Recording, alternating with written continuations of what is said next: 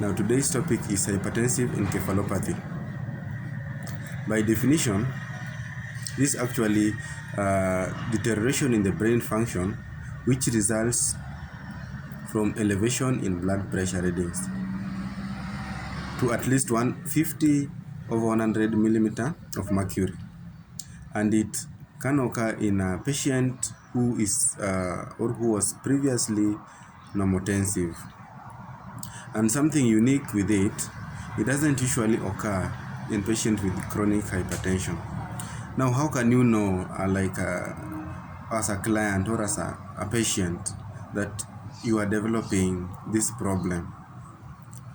The symptoms include confusion, headache, sometimes vomiting, and as well as having blood pressure reading which indicates stage 2 or 3 hypertension. And for you to detect this, you must have a blood pressure machine with you, and here it is in order to get the actual readings. We have also late symptoms that might occur, like as a complication now. You have focal neurological signs and coma. Sometimes fits might also occur. And how can you go about with in diagnosis?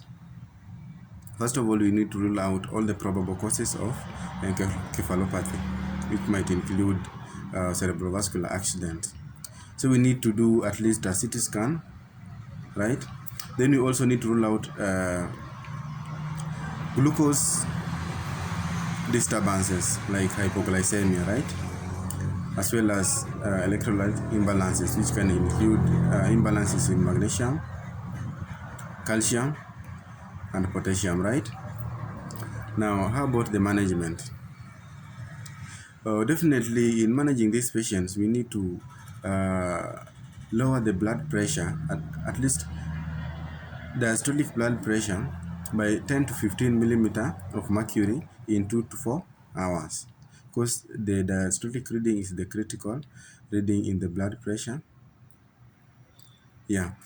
Now, which drugs do we use? It depends with the severity or the state of the client. If the client can be able to take orals at early stages, then we can as well give beta blockers and most reliable, most convenient antihypertensive drugs. And in patients with the fits or coma or some complications, we can indicate intravenous furosemide. Then we can refer to intensive therapy unit for monitoring. Then we can also monitor the neurological status using ECG machine, right? I think if you consider this, you will definitely be able to manage this patient and prevent premature loss, right? Now, before you quit, please may you just subscribe.